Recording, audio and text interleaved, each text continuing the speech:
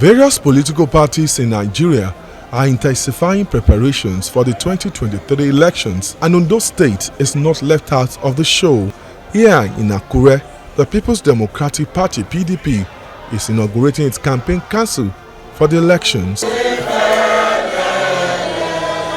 At the inauguration ceremony attended by the gladiators in the party, 533 persons made the campaign council list. The council is saddled with the responsibility of ensuring that the PDP presidential candidate Atiku Abubakar comes out victorious in the election.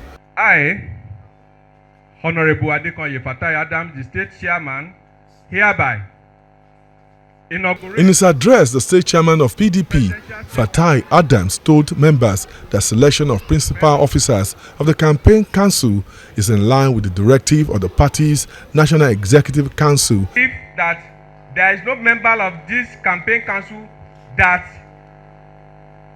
didn't have a minimum of 20 voters automatic, that didn't have at least 20 voters. The council will be led by retired Colonel Ronald Omowa, while the party's candidate in last governorship election in the state, Eyitayo Jegede, is a vice chairman. A former PDP national vice chairman for the Southwest, Eddie Olafeso, is the director general of the campaign council. I stand here and I look at everybody here. I am confident that we can do it. And by the grace of God, we will do it. The UN, in its 2018 data, puts Nigeria's drug use at 14.4%, one of the highest in the world, as the world average is 5.6%. The speech delivered by the chairman and CEO of NDLEA at the Nigerian Institution of Surveyors lecture is more like an expository on the economic implications of drug abuse. He says, while Nigeria does not have statistics on the economic cost implications of drug use, the data from the US gives a picture. The economic cost of drug abuse in the US in 2007 was estimated at $193 billion. Out of this, lost productivity accounted for about $120 billion. He goes on to explain that violence and crime in Nigeria has been directly linked to drug use, especially the activities of Boko Haram. Despite the efforts of his agency in addressing trafficking in drugs, criminal elements will go to any length to bring drugs into the country. 500,000 Captagon pills. Now those pills in the Gulf cost $20 each. So that's about $10 million. So the machines were actually constructed to conceal the drugs. So you can build a machine with $40,000, but it will carry $10 million worth of drugs. We all have another opportunity, not only to do what is right, but to be seen to be doing it.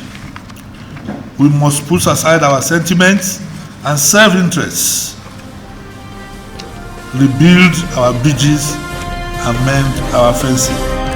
The politics has now switched to campaign mode and the atmosphere is supercharged. The culture of televised presidential debate has now become a fixture in the Nigerian democratic space. The essence of such debate is to identify a candidate with the competence and capacity to protect and defend national interest. National interest, simply defined, is the very essence of a nation's existence, its prestige, and the well-being of its people. I believe Against this background, the Nigerian Economic Summit Group is collaborating with the Nigerian Elections Debate Group to organize a four-pronged debate on security, economy, restructuring, and agriculture. If you are able to register with Party A and you are able to motivate that particular party to a level where you bring that party to national consciousness, you've done enough work. People who go to vote, they don't vote because they know you. It's because of the consciousness that they have about your party. That's why they vote for you. So if somebody decides to pick a card, pick a form, field, I want to run for presidency, he stays in his house in Ajegunle. And you say we should bring him to a national platform like this because he's a presidential candidate? No. You must do some work. And the criteria will be outlined in the methodology. We're at a time when people, more than ever, people need to make informed decisions. We're at a time where our economic indices are low. We are at a time when we need concrete, evidence-driven plans to address issues relating to multidimensional poverty, issues relating to inflation, and issues relating to some of the challenges that we see that have resulted in, a lot more deprivation than we have ever known.